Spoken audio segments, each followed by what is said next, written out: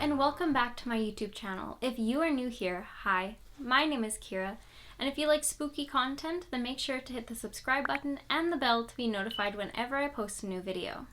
So for today's video, we're going to be talking about Toronto. Toronto is one of Canada's largest and most intriguing cities, and with every city comes some haunted locations. Today, we're going to be talking about 5 of the most haunted places in Toronto. To start off our list, we're going to be talking about the Keg Mansion. The Keg Mansion has seen its fair share of tragedy in its more than 150-year-old history. The Keg Mansion was built in 1867 by Arthur McMaster, who was the nephew of Canadian senator and banker William McMaster. In 1976, the Keg rebranded and repurposed their building to serve as a restaurant. The Keg Mansion has always been eye-catching with its exterior and interior, with its red shingles and green brass window accents popping against the brick of the building.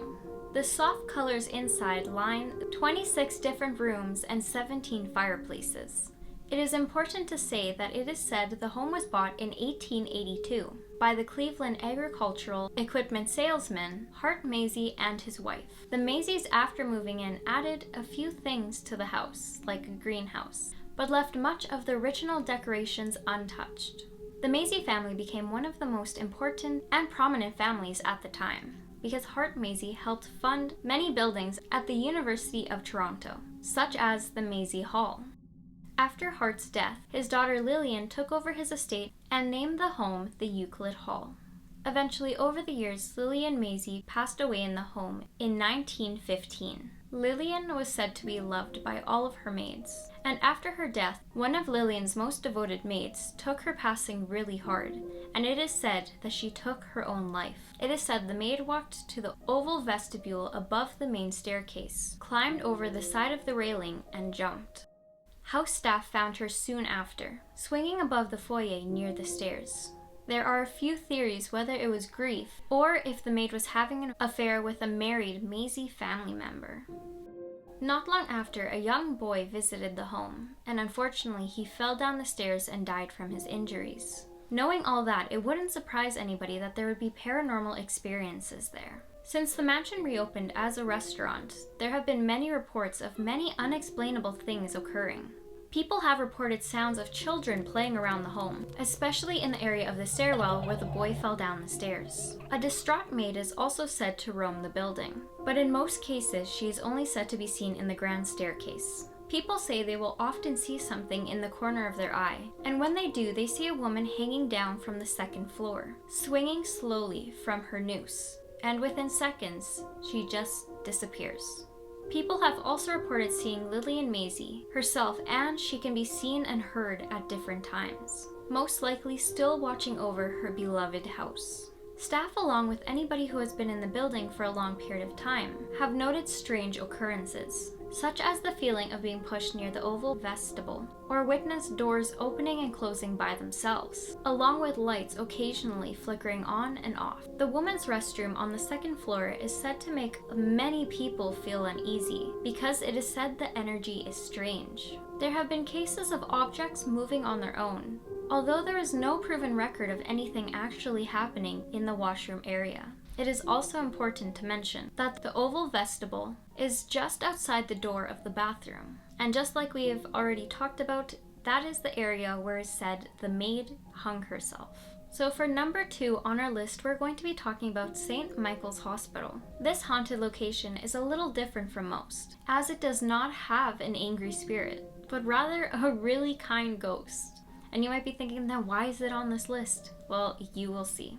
St. Micheals Hospital was built in 1892 and was established by the Sisters of St. Joseph that year. It is currently a teaching and research hospital in downtown Toronto.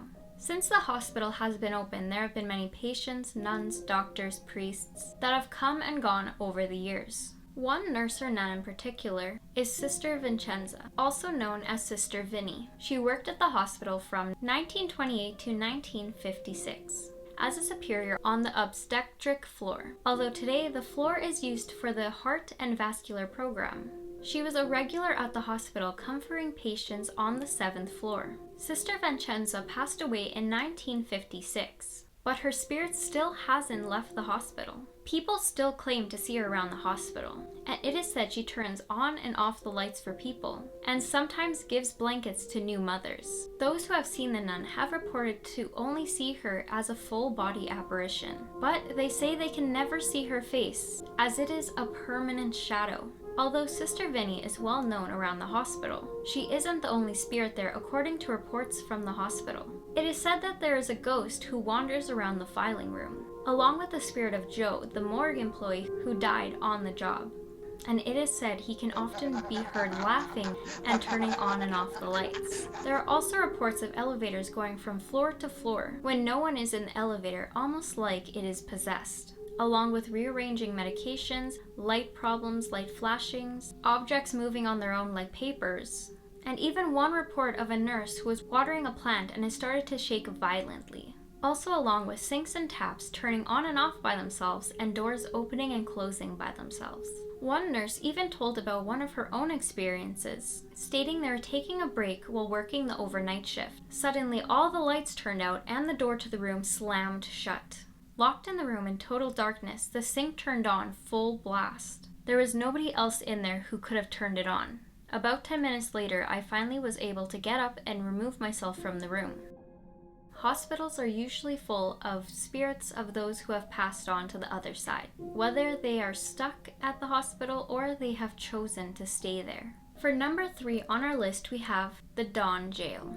The Don Jail was built and opened in 1864 and was the 4th jail to be built in Toronto. It was also referred to as the Palace for Prisoners because the architecture of the building was and still is very impressive. Along with that, its appearance is closer to a palace than a jail. When the jail opened, it wasn't just for male inmates. Females were also admitted to this building. The idea and then creation of the jail was a huge leap for the Canadian justice system, and an advance in the way prisoners were treated, because in the past prisoners were always treated awfully. But this was planned to be a more positive outlook and new starts for how prisoners were to be treated. Despite its positive beginnings, the jail story would change over time as it morphed into a grim product of the darker parts of the Canadian law system and history. Let's just say the prison had some dark and awful experiences and secrets that remained unknown until eventually they came to light many years later. The building's grand and eye-catching exterior kept many secrets within its walls. Many stories about the prison were created and spread. The name Palace for Prisoners was soon replaced and referred to as the Hell Hole. In the jail, there was 180 cells, measuring 7.5 feet by 3 feet. And although there was plumbing in the building, prisoners were given buckets to use instead. Eventually, it became overcrowded, getting to the point where they would have to put 3 prisoners in one small cell block. And sometimes the guards wouldn't even let the inmates out to exercise as punishment, which just shows how inhumane it was to be in that jail. Those who had mental disorders or illnesses would be tied down to their bed and forgotten about for days. And this is only a few of the disturbing actions that took place there. But it isn't the worst of it. People believe that a lot of the paranormal happenings that happen there are due to the people who were hung. A total of 60 to 70 people were hung and executed using its gallows because the jail did and was allowed to administer capital punishment. It is said that a number of executed prisoners were buried in unmarked graves in the exercise yard with nothing but a simple patch of grass covering the remains. There are a bunch of restless souls from the murdered, executed, and suicides. But one of the most common stories and spirits reported are the sightings of a female ghost who haunts the building. Apparently the woman hung herself in her cell one night, and now her soul haunts the jail. She has also been seen wandering around the building and lets out this shrill scream almost as if she's in pain.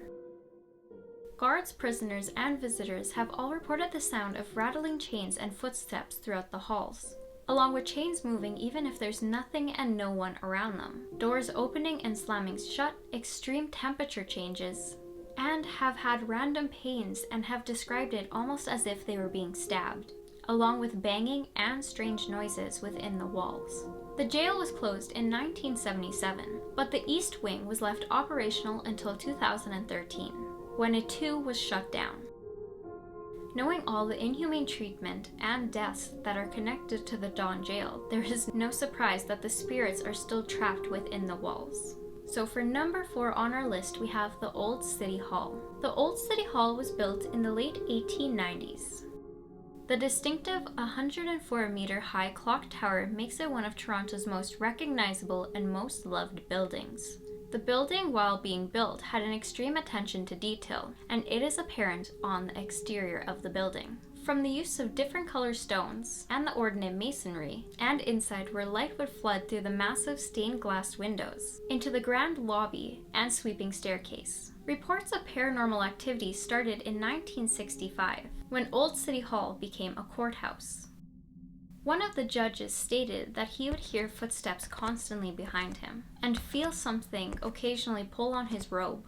Over the years, many other judges began to say that they have had the same exact experience, except some people said it sounded like footsteps behind them, just casually following them, whereas other people have said that it sounded like someone was running at them at a full sprint. Within the building, there are also cells that used to be used, but now people report hearing moans and cries coming from the now abandoned cell blocks. In the northwest attic, people have also reported seeing shadow figures, along with the feeling of constantly being watched. Courtroom 125, formerly known as Courtroom 33, is said to be haunted by the spirits of the last men condemned to be hung in Canada. Robert Turpin, who was convicted of killing an officer, and Arthur Lucas, who killed an undercover narcotics agent, were the last 2 men to ever be hung.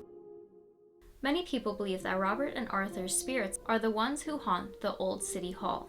Other weird experiences that have happened within the building are bangs and loud noises, objects moving, pulling on clothing, temperature changes, and along with seeing shadow figures in the corner of your eye, but when you look, they mysteriously disappear. So last on our list, number 5, we have the Elgin and Winter Theatre Garden Centre. Elgin and Winter Garden Theatre Centre, originally named Lowe's Yonge Street Theatre after Marcus Lowe, was built in 1913. And was designed by Thomas Lamb as a double-decker theatre complex.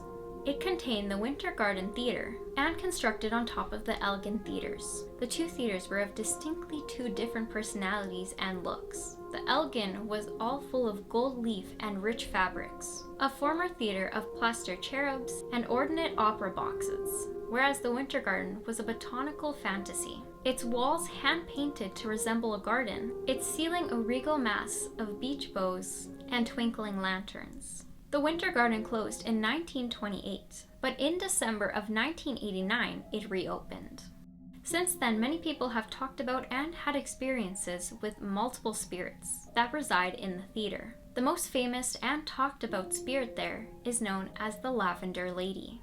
No one knows who she is or where she came from, or even what happened to her. But there are speculations that she could be a rival actress of a jealous castmate, or even a jealous wife whose husband fell in love with the running lady of the show. She only shows up in the grand staircase or the elevators, and when people see her, they say the temperature drops, almost to the point of freezing temperatures. Your body breaks out in a sweat and goosebumps, and you get hit with the smell of lavender, which would explain her name, the Lavender Lady. And it is said she only appears on nights when there is no production going on in the theaters. The Lavender Lady leaves people with many questions, like who is she, where does she come from, and why is she still there? But that concludes our list for 5 of the most haunted places in Toronto. If you like the video and you like to see more content like this, make sure to hit the like button and leave a comment if you've ever been to any of these places, or if you have any other places I should include on my next list. So anyway, have a good morning, evening, or night, depending when you're watching this. And remember, sometimes the biggest, most intriguing cities have the deepest backstories, and sometimes they're not all good. Okay, bye guys!